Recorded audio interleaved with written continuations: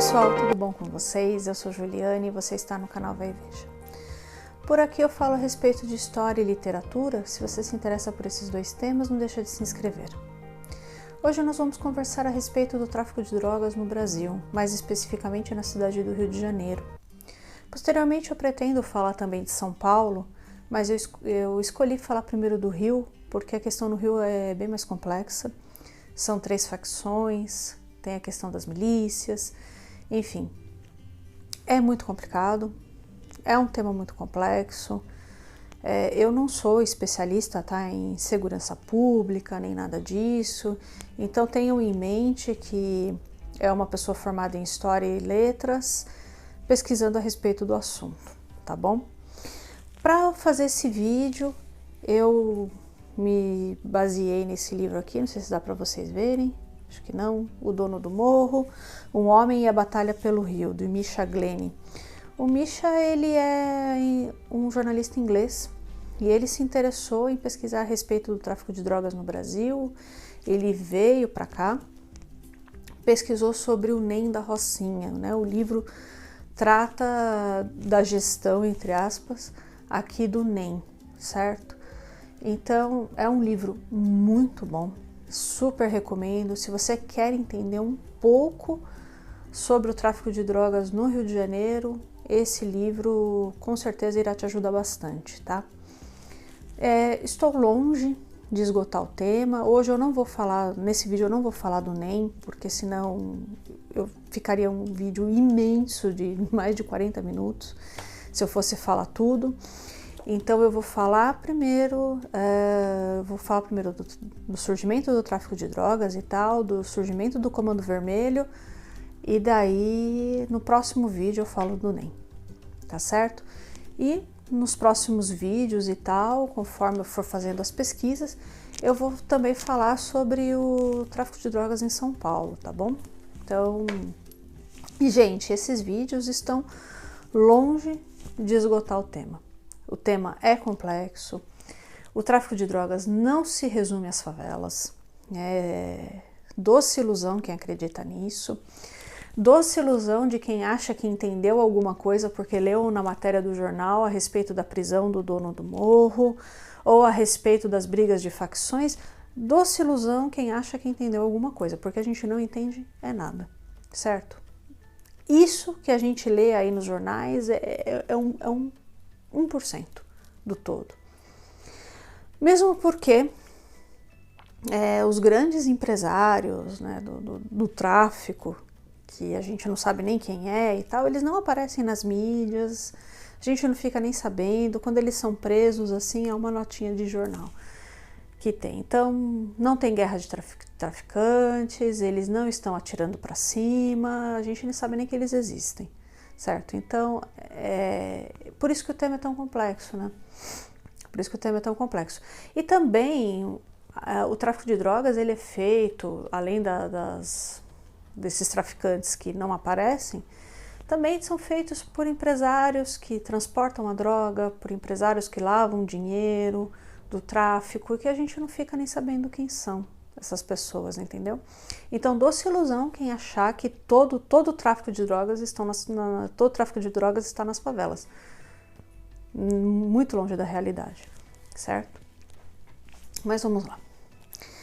Como tudo começou, né? A favela da Rocinha, vou começar falando da favela da Rocinha, que é a maior, né? A favela da Rocinha, ela era uma grande fazenda de bois no Rio de Janeiro. E posteriormente o dono dessa fazenda loteou, né, loteou o terreno em pequenas chácaras. E os donos dessas chácaras vendiam os produtos deles na Feira da Gávea. E aí eles falavam assim: nossa, de onde vêm esses produtos e tal? Ah, vem da minha Rocinha, vem lá da Rocinha. E aí o nome ficou Rocinha. As favelas, elas sempre existiram praticamente no Brasil, né? Vindo de ex-escravizados que ficaram sem trabalhos, mas eram poucas comunidades, né? Ali tinha umas casas adaptadas, né? Alguns barracos e tal, era pouca coisa. No entanto, na década de 50, teve uma grande migração de nordestinos para o Rio de Janeiro. E essas pessoas não tinham onde ficar e tal, e acabaram subindo o morro. Também nesse período, década de 50, 60, teve uma grande especulação imobiliária no Rio de Janeiro, né? Então as pessoas não conseguiam pagar o aluguel subiu muito, o preço das casas subiu muito, então as pessoas começaram a subir para as favelas. Nesse período, tanto a Rocinha como as outras favelas e tal, elas eram lideradas, digamos assim, dominadas e tal, pelo pessoal do Jogo do Bicho, né? Então, na favela da Rocinha tinha um cara chamado Zé do Queijo, que ele era do Jogo do Bicho, ele andava com 2 pistolas e tal, e esse cara, ele fazia grilagem dos terrenos, né? E ele, entre aspas, aqui vendia esses terrenos para novos migrantes que chegavam no Rio de Janeiro. O Complexo do Alemão teve mais ou menos uma história mais ou menos parecida, né? Não se tem tantos detalhes como na favela da Rocinha, mas o local era uma grande fazenda e, na verdade, o dono era um polonês. Eu não vou me arriscar a falar o nome dele aqui, vou deixar escrito aqui para vocês.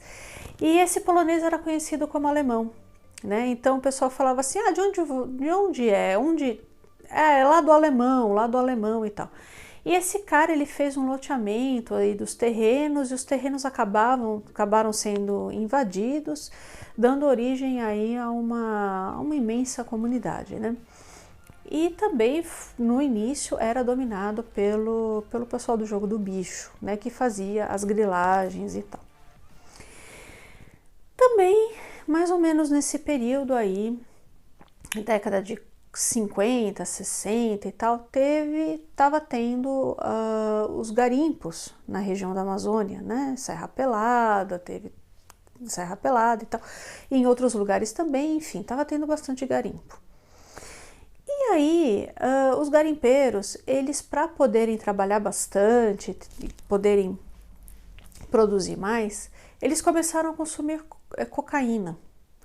E consumir a cocaína de quem? Das Farc, né, das Forças Armadas Revolucionárias da Colômbia. Eu não vou me adentrar no que é as Farc, porque eu vou fazer só um vídeo só sobre elas, porque é um tema importante para a gente entender a América Latina, tá?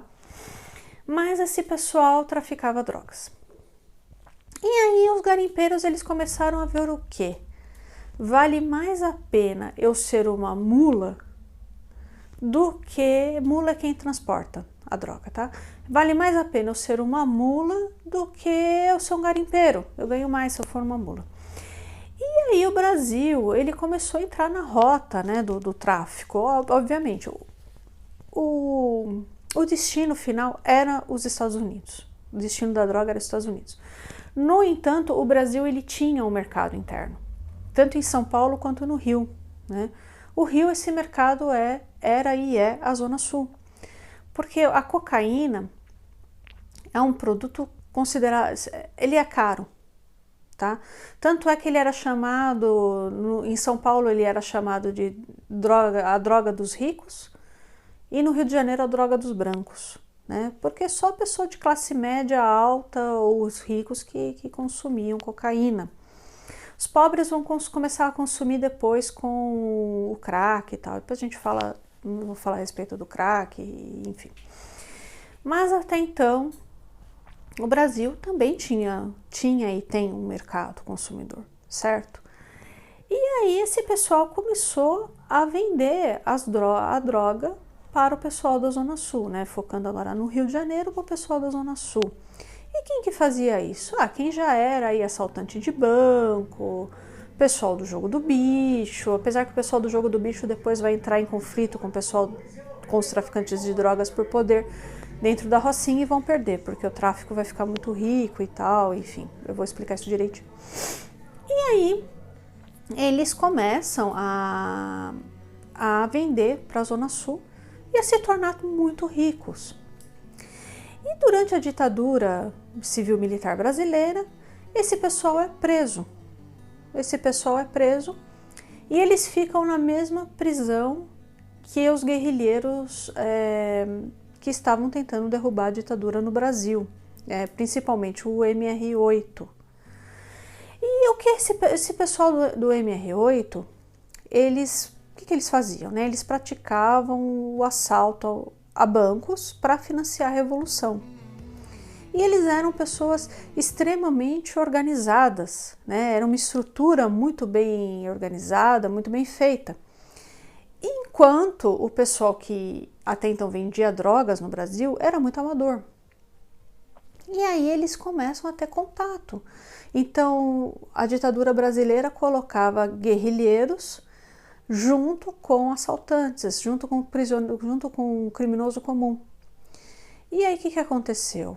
Os guerrilheiros começaram a aliciar esses criminosos e começaram a organizar as prisões, porque era uma barbárie, começaram a pregar ideologia comunista para essas pessoas e essas pessoas começaram a se organizar.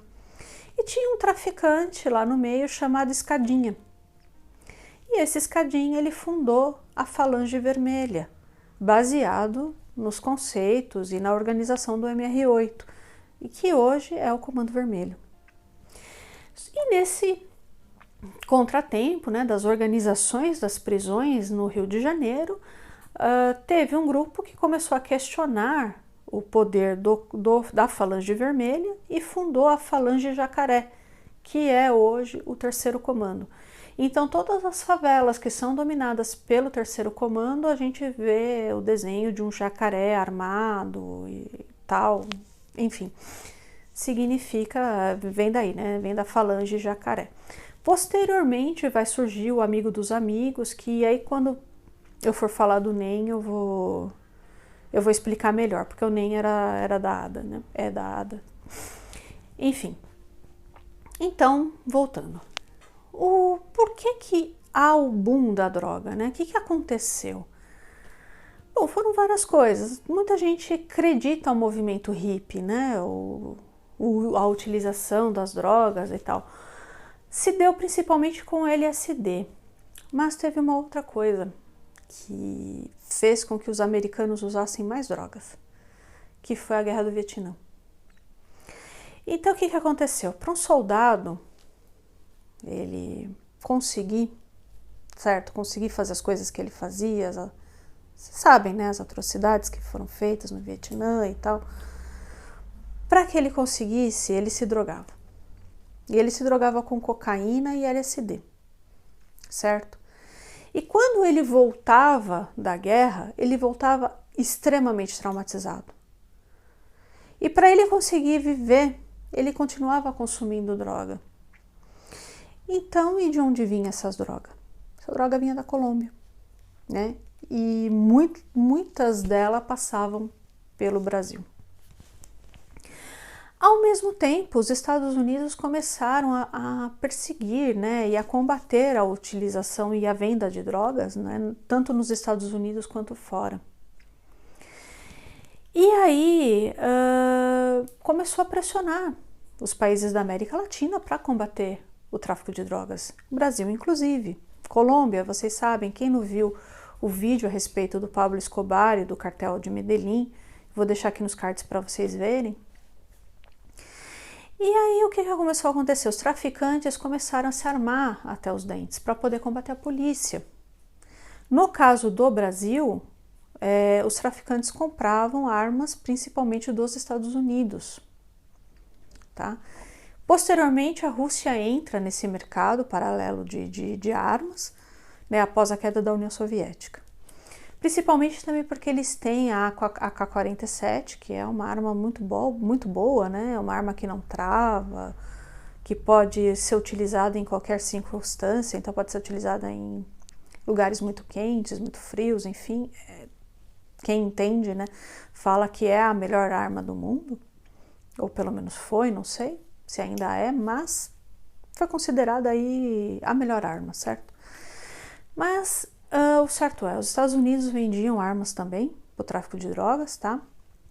Via nazistas que trabalharam para a CIA, né? Se vocês têm alguma dúvidas, né? Eu fiz vídeos a respeito de nazistas que trabalharam, vou deixar aqui nos cards também, Klaus Barbie, tiveram outros, Walter Rauff, que fornecia armas, inclusive, para o Pablo Escobar, forneceu armas para brasileiros.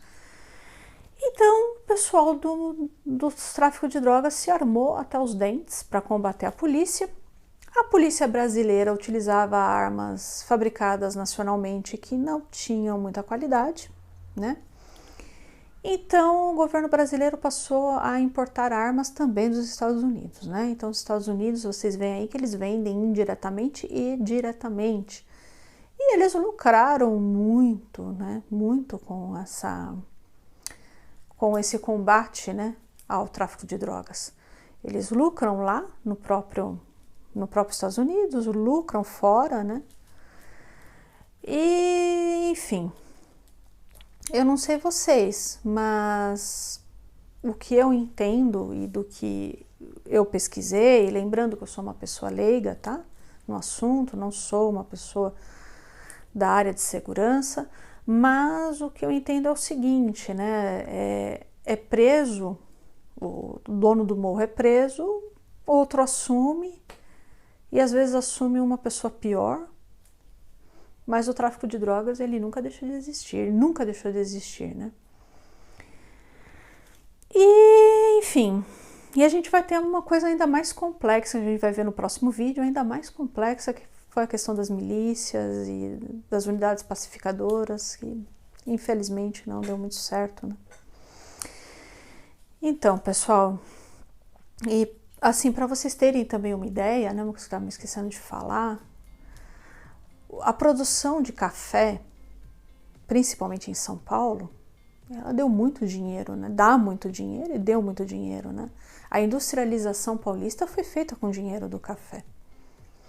E para vocês terem uma ideia, só o tráfico de heroína, e nós não estamos falando aqui da cocaína, que ainda é mais, só da heroína é 1000 vezes maior, o dinheiro, o lucro é 1000 vezes maior do que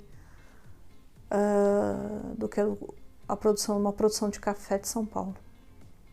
Vocês têm ideia, assim, o valor que é isso, a quantidade de dinheiro que rola, né? Do tráfico, da venda de armas, gente, é muita coisa, é muita coisa. A gente está falando aqui eu não sei eu não tenho nem ideia de tanto dinheiro, porque eu não sei nem imaginar o valor de tudo isso, né? Gente, é muita coisa. E eu vou falar para vocês, né, as principais, do que eu pesquisei, do que eu entendi, as principais vítimas de tudo isso é o pessoal mais pobre, sempre foram abandonados pelo Estado, desde a época lá que o jogo do bicho dominava o morro, né? Até hoje, a gente não viu melhoras, né? E também os próprios policiais, né? Os policiais que não são corruptos, os policiais que realmente se dedicam a fazer o seu trabalho acabam sendo também vítimas disso tudo. Porque, inclusive, eles vêm das favelas. A origem do policial é uma origem simples, né? É uma origem pobre. Então, ele acaba sendo vítima disso também, né? Gente, é difícil, é muito complicado. Ao mesmo tempo, dizer assim, não, nós podemos liberar geral, deixar tudo, também complica. Por quê? Porque, por exemplo, o cigarro é uma droga lícita, certo? Só que, por exemplo, entra o cigarro do Paraguai, que é um cigarro falsificado. Então, se você também liberar geral, não vou olhar nada, também, não sei. Eu vou deixar com vocês. Quero saber muita opinião de vocês, o que vocês acham a respeito. Uma coisa eu entendi, que a população é jogada às traças e vem sendo jogada faz tempo, né? Isso não é de hoje. Então, pessoal, é isso. Eu espero muitíssimo que você tenha gostado do vídeo. Eu peço a sua gentileza de você se inscrever no canal, compartilhar esse vídeo com seus amigos, não deixar de curtir, não deixar de ativar o sininho, tudo isso que vocês já sabem. É muito importante, não só para mim, mas para todos os produtores de conteúdo. tá? Até gaguejei, gente. A gente fica nervosa, né, de fazer esses vídeos, porque a gente vê que as coisas mudaram tão pouco e só pioraram, tal. E são vídeos que a gente faz que honestamente é bem desanimador, né? Bem desanimador. Mas enfim, vamos lá. Então, eu farei um outro vídeo e aí eu vou detalhar sobre, entre aspas, aqui a gestão do NEM da Rocinha e a história dele. Gente, é de cair o queixo. Vocês estão preparados? Pois se preparem. Tá bom? Um abraço e até o próximo vídeo.